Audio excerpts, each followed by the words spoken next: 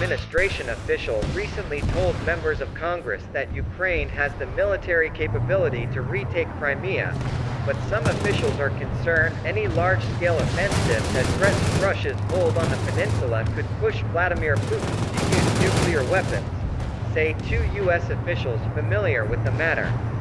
The late November Ukraine briefing to some members of Congress included discussion of the reasons Ukraine will continue to need U.S. weapons and equipment for the foreseeable future.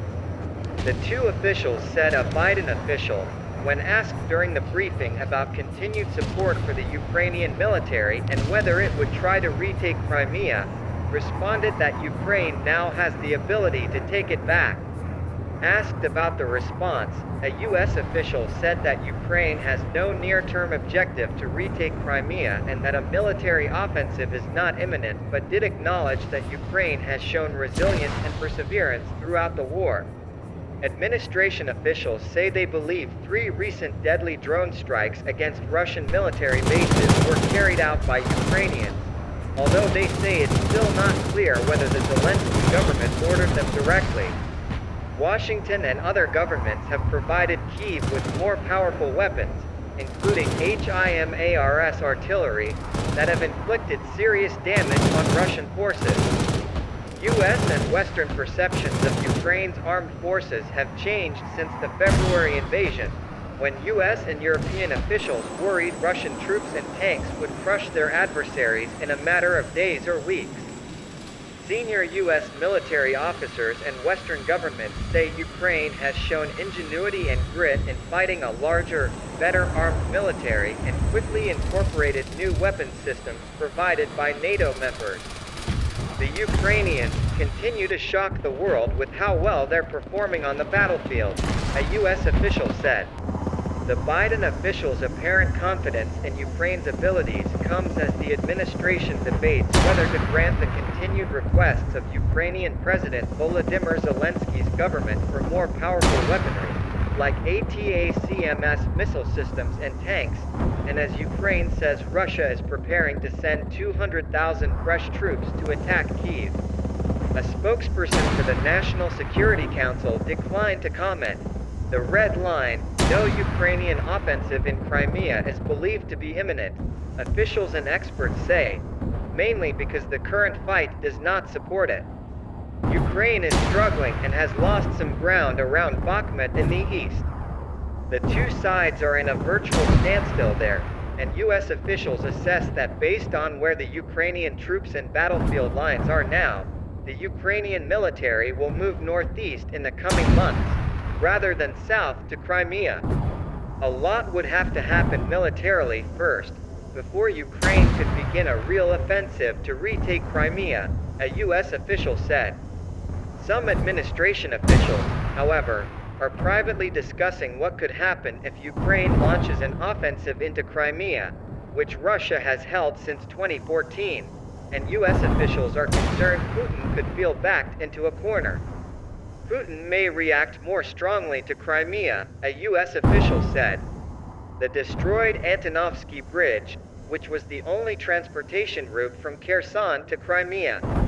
A central concern is that a real threat to Russian control could push Putin to use a dirty bomb or other nuclear device, one former and 2 current officials said. That's the red line, a former U.S. official said. 3 U.S. officials stressed that the U.S. has not seen any indications that Russia is preparing to use a nuclear weapon or a dirty bomb right now. In addition, a real fight for Crimea would include heavy battlefield losses on both sides, and taking it back would be a daunting task for Ukrainian forces because of the heavy Russian military presence and the difficult geography, military experts say. Bloody battles were fought over the area in the Russia Civil War and World War II.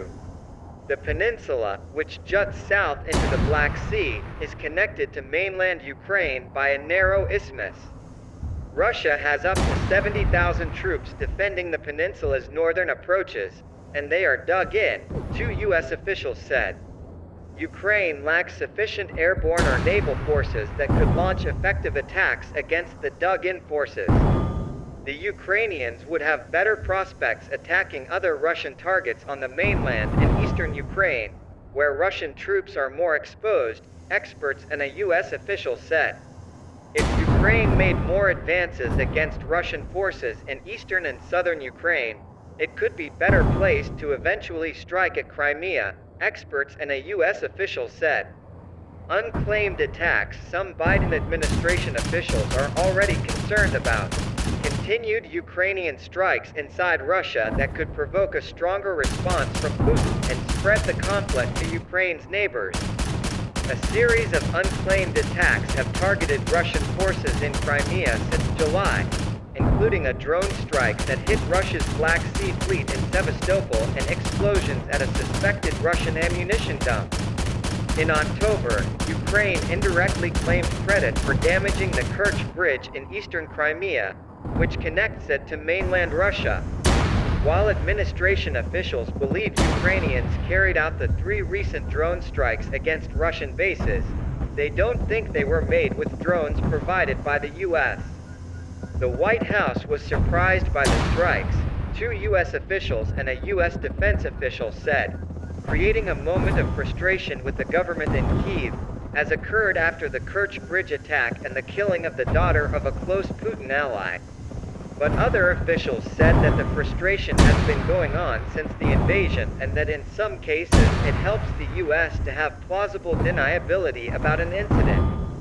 U.S. officials concede that Ukraine has taken a series of escalatory actions against Russia without informing the U.S. or Western allies in advance.